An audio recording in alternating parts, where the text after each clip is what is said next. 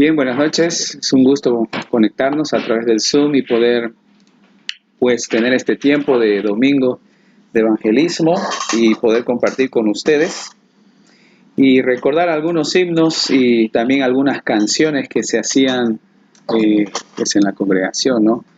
Y me siento solo ahí con Josué, los dos nomás estamos con cámaras, así que a ver si hoy podemos ver a otros más. Vamos a cantar este himno. El 73, me gozo en Jesús, en su trono de luz, o por salvar.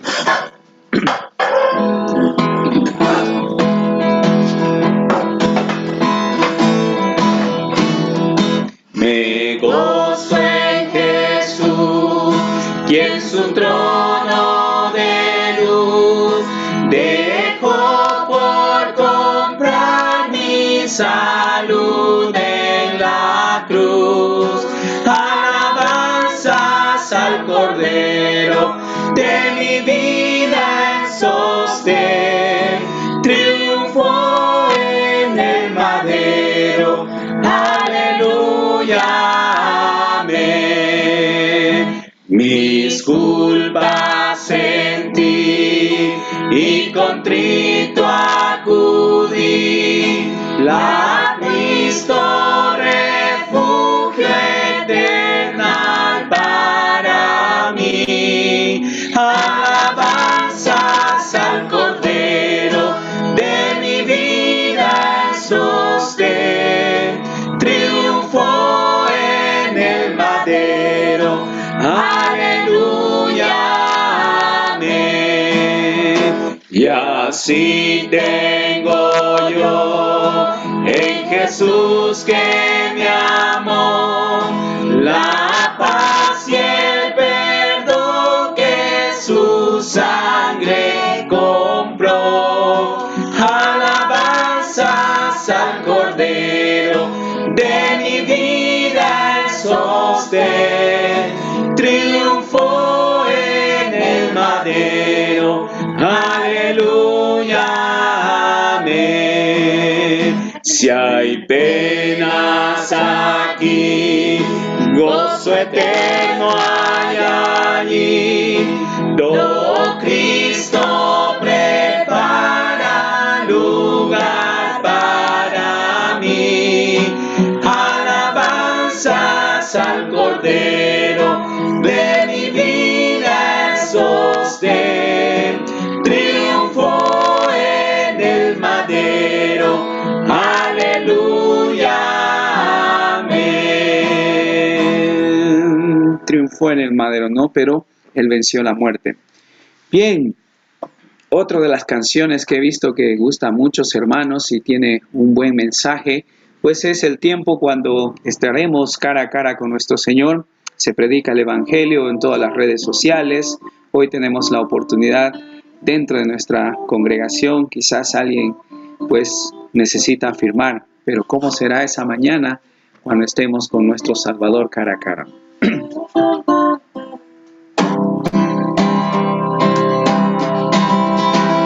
Cuán gloriosa será la mañana cuando venga Jesús el Salvador. Las naciones unidas como hermanas, bienvenida daremos al Señor. No habrá necesidad de la luz, el resplandor, ni el sol dará su luz, ni tampoco en su calor. Allí llanto no habrá, ni tristeza ni dolor, porque entonces Jesús, el Rey del cielo, para siempre será consolador. Esperamos la mañana gloriosa para dar la bienvenida a Dios de amor, donde todo será color de rosa en la santa fragancia del Señor. No habrá necesidad de la luz, el resplandor, ni el sol dará su luz, ni tampoco su calor. Allí llanto no habrá, tristeza ni dolor, porque entonces Jesús, el Rey del cielo, para siempre será consolador. El cristiano fiel y verdadero, y también el obrero de valor, y la iglesia esposa del Cordero, estarán en los brazos del Señor. No habrá necesidad de la luz, el resplandor, ni el sol dará su luz, ni tampoco su calor. Allí llanto no habrá, ni tristeza ni dolor, porque entonces Jesús, el Rey del cielo, para siempre será consolador. Una gran promesa donde no habrá ni dolor ni angustia, más bien todo será pues alegría y gozo y alabanza a nuestro Dios. Acompáñame en oración, que sea dirigiendo Él este tiempo a través de Alex también hablándonos Dios. Así que oremos. Padre Celestial, una vez más conectados, y estamos muy agradecidos de poder darnos la oportunidad de estar escuchando tu palabra y pues cantando, y a través de estos versos preparar nuestro corazón, nuestro espíritu para recibir palabra de Dios. Sé hablando a través de tu siervo, danos entendimiento, esas buenas nuevas que las conocemos pronto. ¿Cómo será esa mañana tan gloriosa de verte cara a cara? Y como hijos tuyos predicamos esa verdad al mundo, a las personas que necesitan. Pero también en nuestra congregación hay momentos que un cristiano quizás pasa pruebas y pues lo ve muy lejano a Dios, y quizás es un momento de pues reafirmar, de avivar ese espíritu. En el nombre de Cristo Jesús. Amén. Bueno, no sé si cuando tú aceptaste a Cristo como tu Salvador, sentiste algo, como dicen humanamente, algo sobrenatural, pero pienso que muchos no lo han sentido, pero al momento de vivir la vida cristiana, que no es fácil, muchos de nosotros podemos decir que cambió nuestra vida, quizás una alegría momentánea o pasajera, pero con Él la sonrisa vuelve eternamente. Dios, mi vida cambió.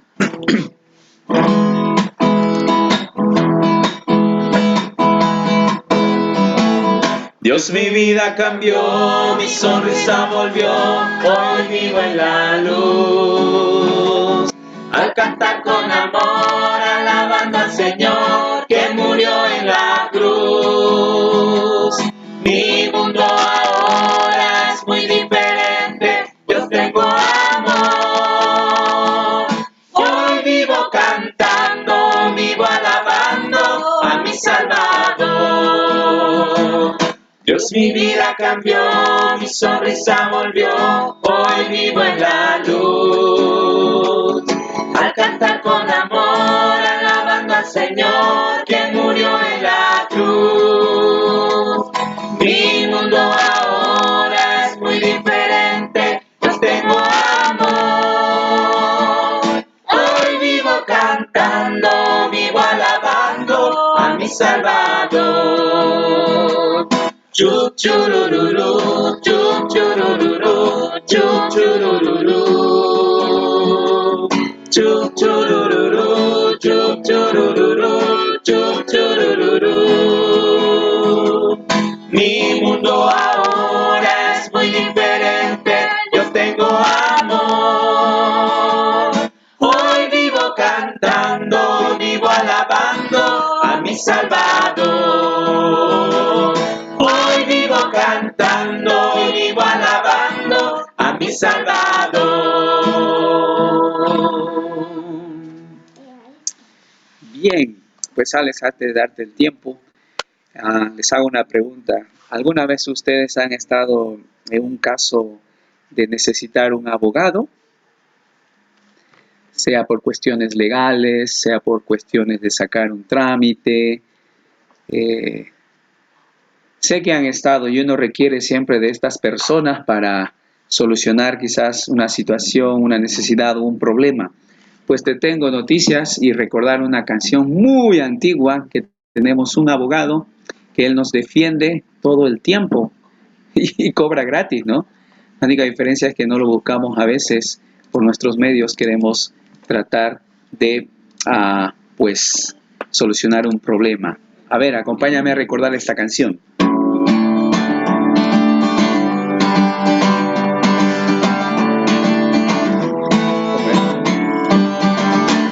Yo tengo un abogado que me defiende y cuando yo le hablo siempre me atiende. Él nunca pierde un caso, todos los gana. Si a alguien le interesa saber su nombre, Jesús se llama. Y si a alguien le interesa saber su nombre, Jesús se llama. Yo tengo un abogado que me defiende y cuando yo le hablo siempre me atiende. Él nunca pierde un caso, todos los gana. Si a alguien le interesa saber su nombre, Jesús se llama. Si a alguien le interesa saber su nombre, Jesús se llama. Y creo que engancha con algo más, ¿no? ¿Sí? Bueno, una más, pero no recuerdo. No, sí, es muy, muy antiguo y así que hemos desempolvado un coro. En esta noche, pues, escucharemos una vez más la palabra de Dios y dejamos el tiempo.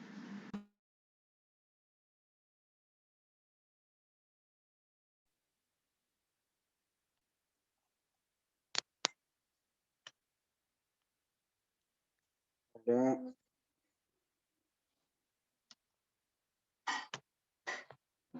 Buenas noches.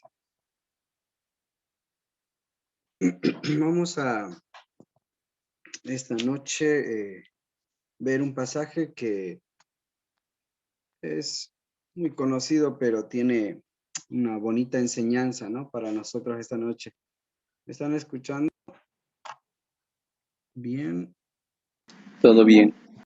Listo, gracias. Vamos a, por favor, Filipenses capítulo 2.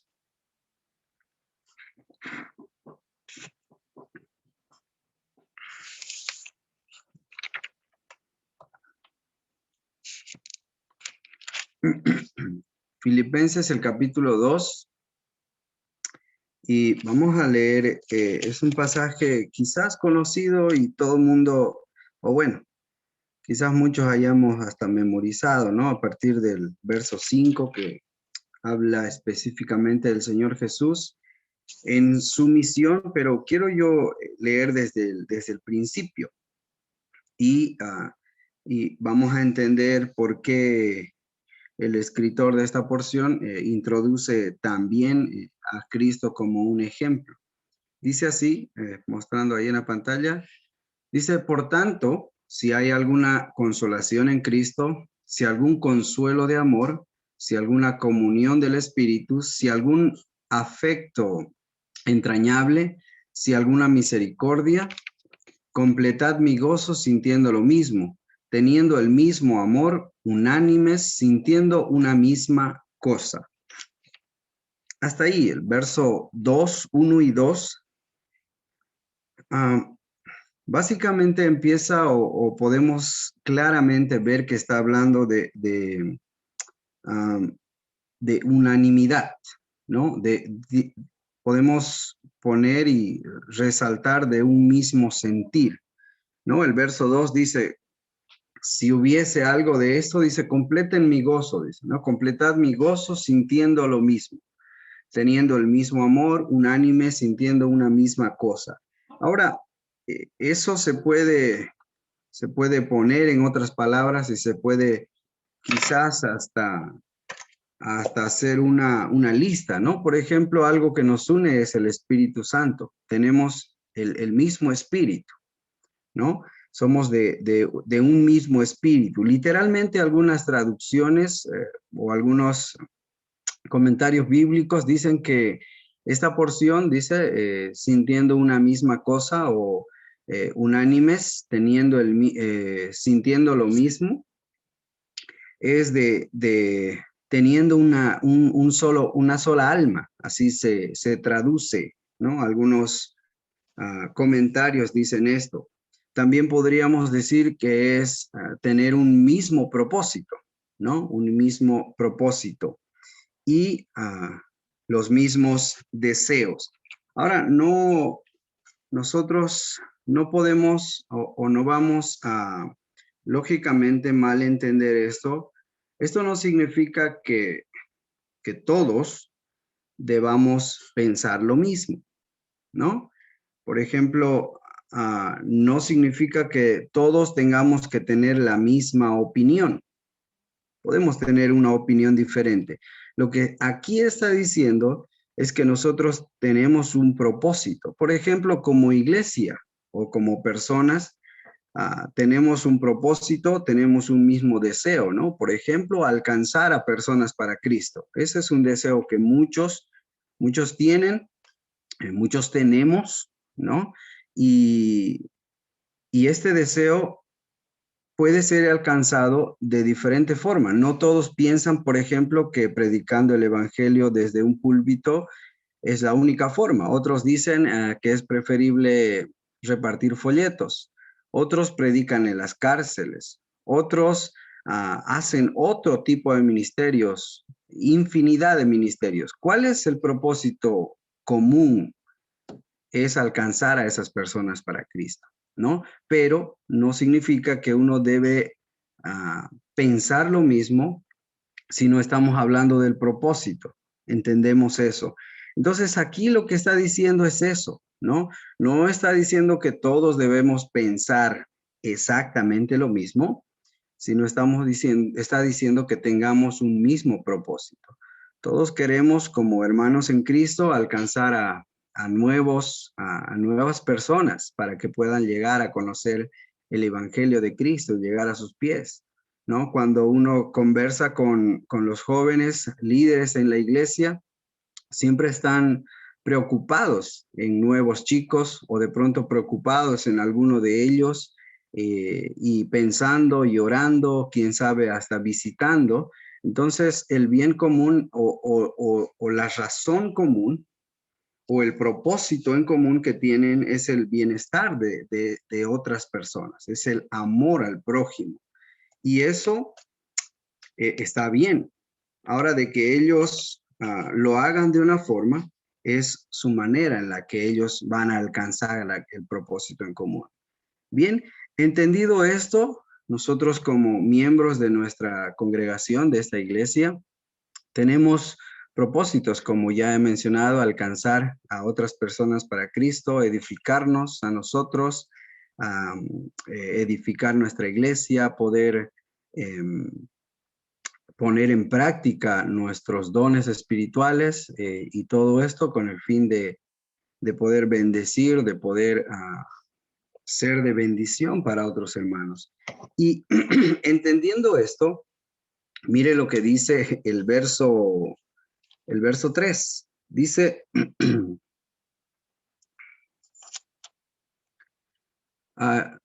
ok, aquí lo leo. Dice, nada hagáis por contienda o por vanagloria.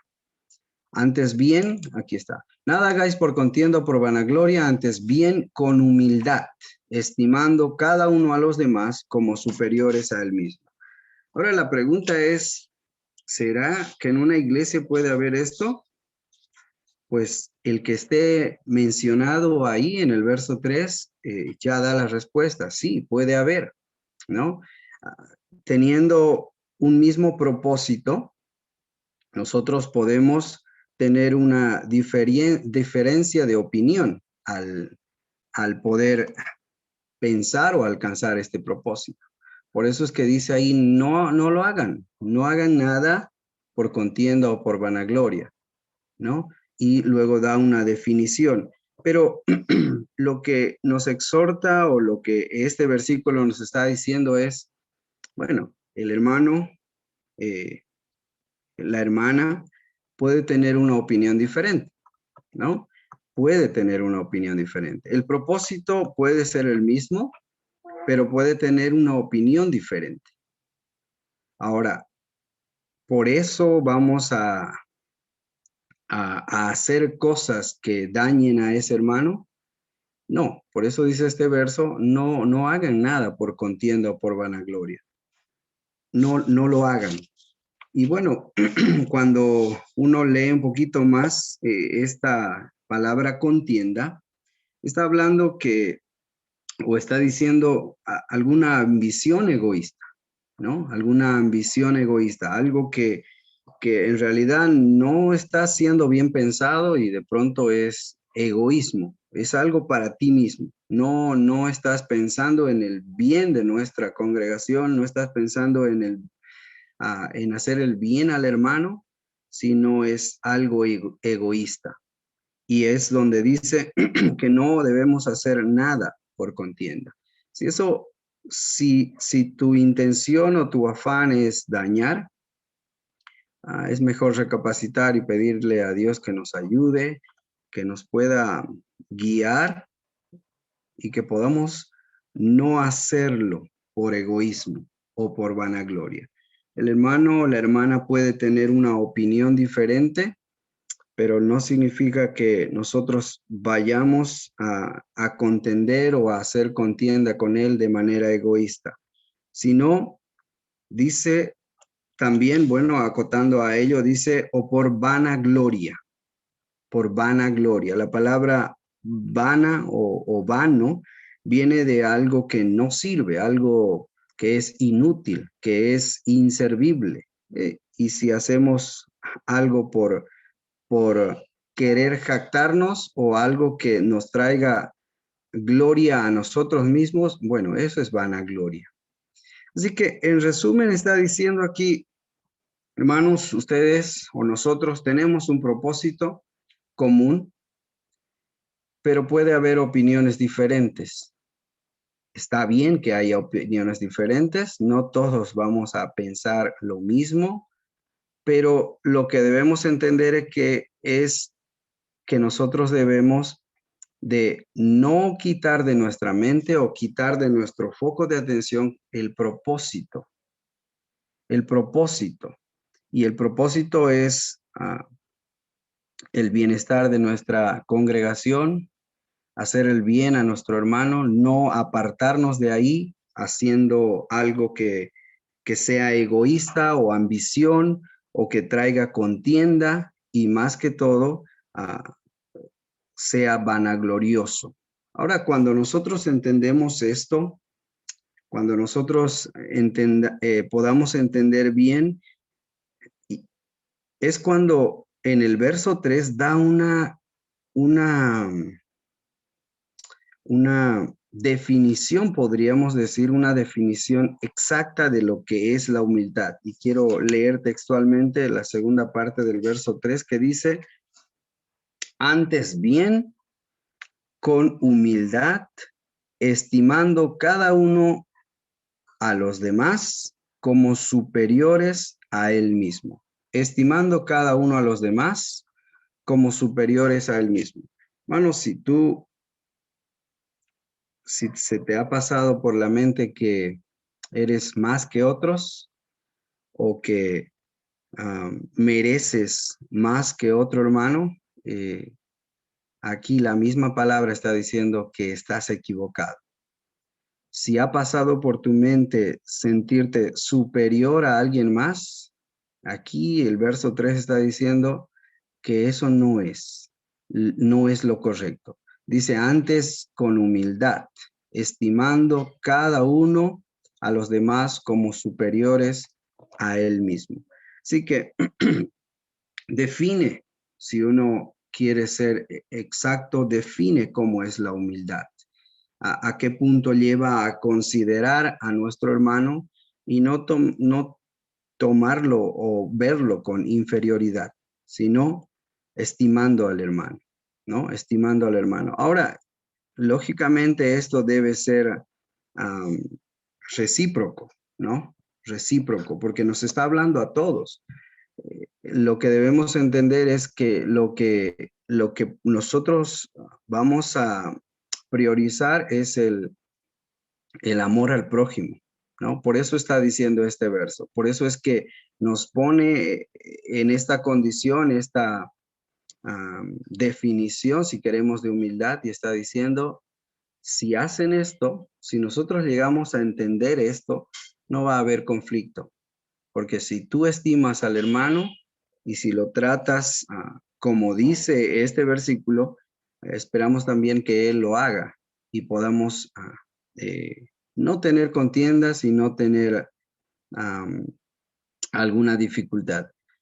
Lógicamente, las relaciones entre personas, entre hermanos, siempre cuando hay conflicto es delicado, es difícil, no es nada fácil. Cuando de pronto has ofendido o te hacen dar cuenta de que has ofendido a alguien, o de pronto algún hermano te dice, esto no me gustó, esto me ha ofendido. No es nada fácil poder ir y pedir perdón al hermano, que es lo más sano, ¿no? Que es lo más sano, no solamente empezando para ti, ¿no? Empezando para el que pide perdón, es saludable, es lo que la palabra enseña. Volviendo al pasaje, está diciéndonos, hermanos, podemos nosotros tener un mismo propósito, pero no significa que vamos a pensar lo mismo. Así que para que no haya problemas en todo esto, pensando en el bienestar de nuestra congregación, no debemos caer en contienda, en vanagloria, sino debemos considerarnos y bueno, poder tomar una decisión que sea agradable ante los ojos del Señor. Y quiero concluir esto, dice, y da un ejemplo, da el ejemplo que está escrito y está detallado, y quisiera leer esto, y dice en el verso 4, no mirando cada uno por lo suyo propio, sino cada cual también por lo de los otros. Verso 5 empieza esta descripción. Dice, haya pues en vosotros este sentir que hubo también en Cristo Jesús, el cual siendo en forma de Dios, no estimó el ser igual a Dios como cosa que aferrarse, sino que se despojó a sí mismo, tomando forma de siervo, hecho semejante a los hombres. Verso 8, y estando en la condición de hombre, se humilló a sí mismo, haciéndose obediente hasta la muerte y muerte de cruz. Ahí el escritor de este pasaje está hablando de un tema que puede traer dificultad y está diciendo, debes considerar al hermano. La idea no es acabar en una discusión y en una pelea y de pronto que tengas que ir a pedir perdón, que sería lo mejor, pero sabemos que hay peleas que no han acabado bien, o discusiones o malentendidos. En ese sentido, aquí está diciéndonos, bueno, aquí tenemos un ejemplo, y es un ejemplo, no encuentro la palabra y no sé si la hay, pero un ejemplo que está por encima de todos. Y dice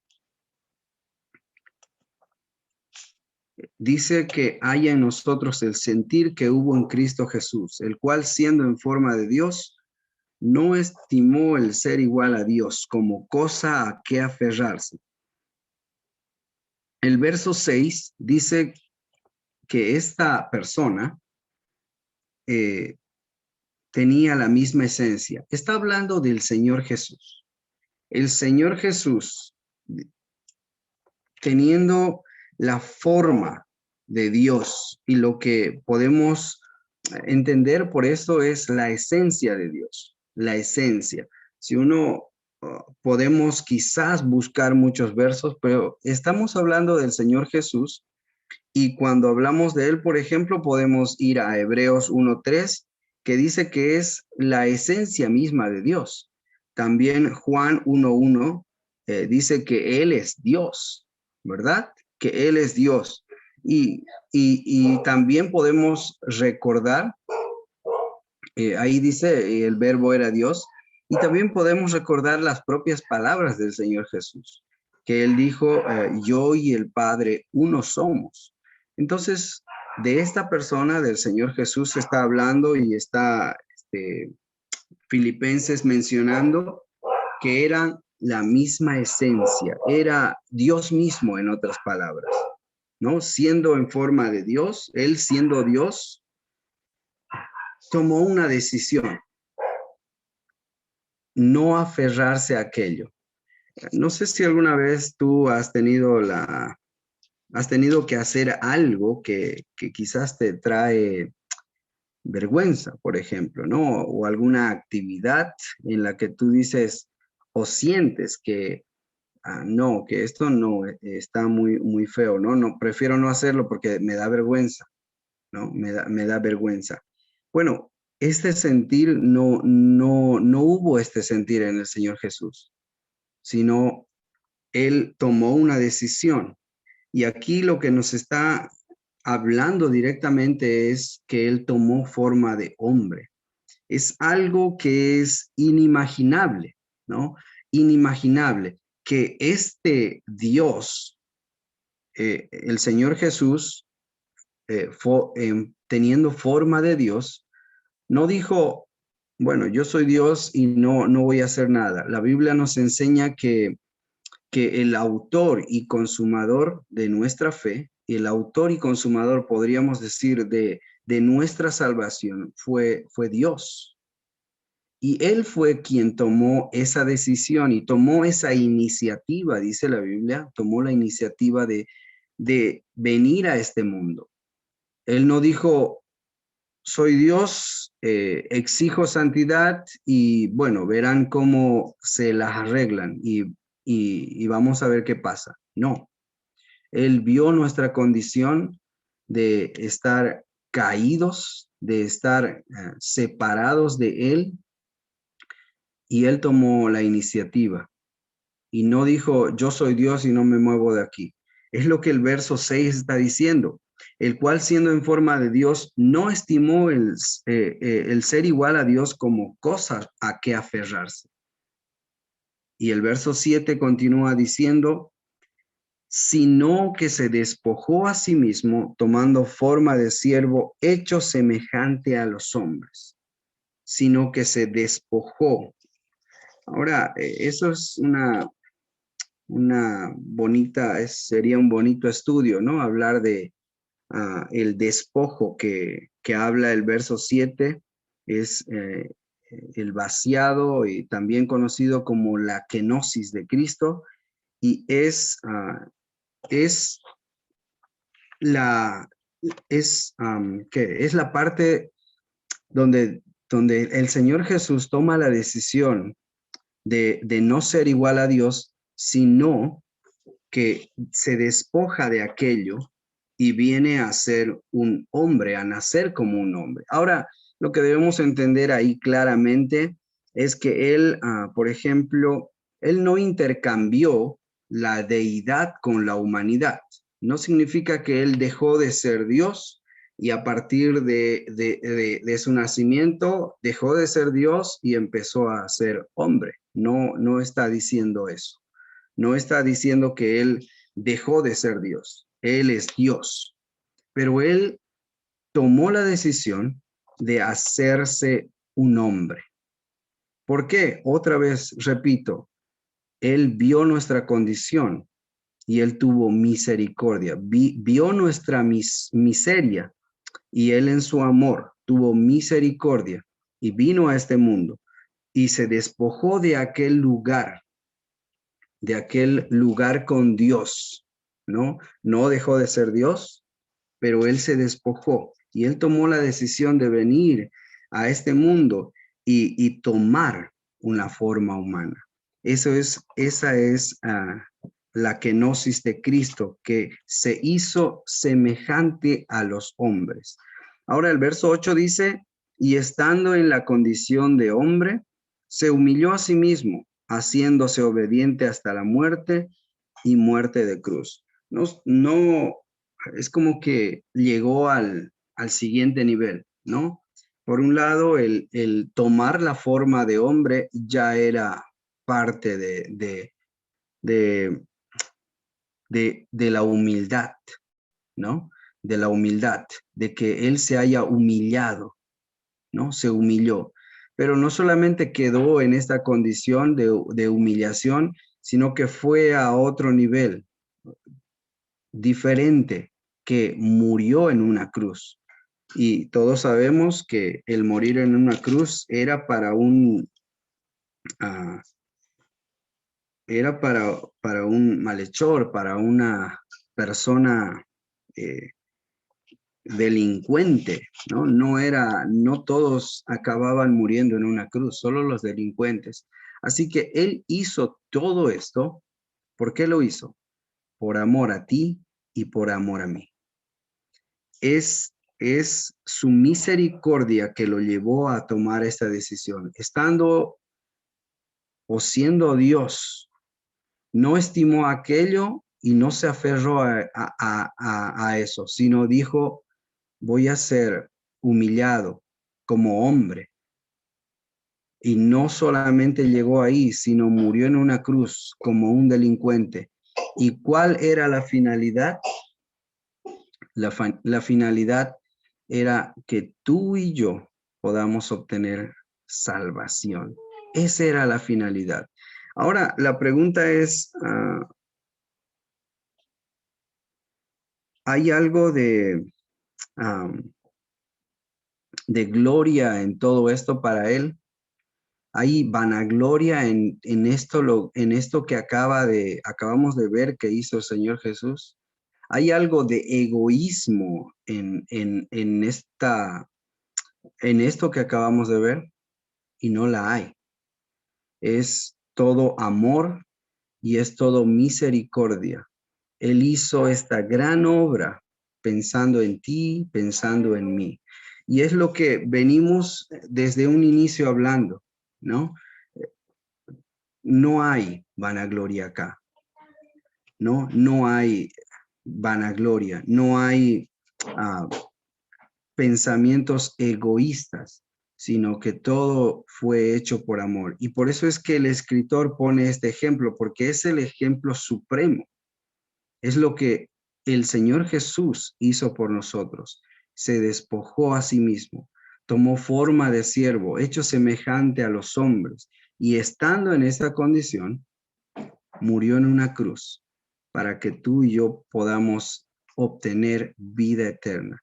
Esa es la palabra. No sé cuántos de los que están escuchando han tomado ya una decisión de aceptar esto, porque la Biblia nos enseña que este es un regalo.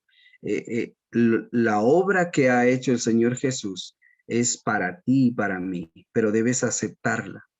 Romanos 10 menciona, versículo 9 y 10, menciona que tú debes confesar con tu boca. Ok, ahí es, no es el verso. Pero debes confesar con tu boca que Él es el Señor, ¿no?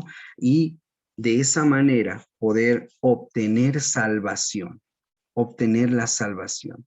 Ahora, Hechos 16:31 también dice que tú debes creer en el Señor Jesús para ser salvo. Esta obra que ha hecho que Jesús ha hecho para ti y para mí, otra vez repito, no tiene nada de egoísmo. Es una obra llena de amor y de misericordia. Este es el evangelio del Señor Jesús. Y esto viene en este pasaje a ser el ejemplo. Es nuestro camino al cielo. Fueron palabras del Señor Jesús diciendo, yo soy el camino, la verdad y la vida. Nadie viene al Padre si no es por mí. Él es el único mediador entre Dios y los hombres. Él es el único camino de salvación para todos y cada uno de los hombres. Que el Señor bendiga su palabra, que el Señor nos ayude como hemos mencionado a un principio, de no caer en el error de hacer cosas por pelear, por contienda, por vanagloria, sino estimemos al hermano. Y aquí nos está dando el ejemplo, el Señor Jesús, el máximo ejemplo de haber hecho algo que no tenía y no tiene una pizca de egoísmo, sino de amor.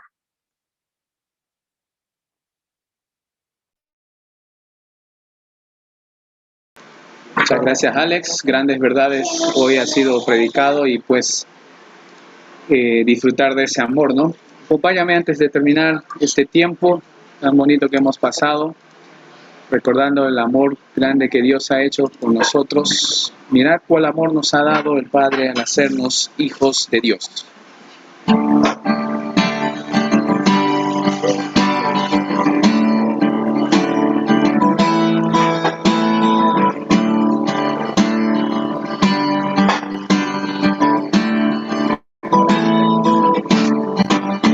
Mirad cuál amor nos ha dado el Padre al hacernos hijos de Dios.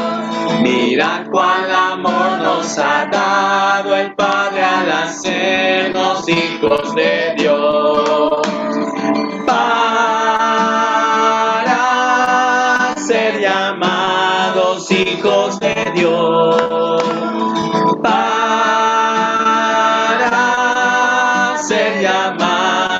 Hijos de hombre y mujer. Mirad cuál amor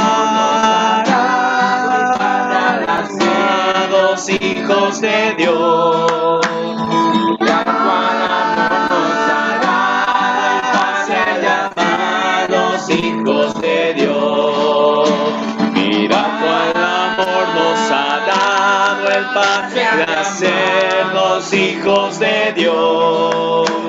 Mirad cuál amor nos ha dado el Padre al hacernos hijos de Dios. Andrés, ¿puedes despedirnos en oración, por favor?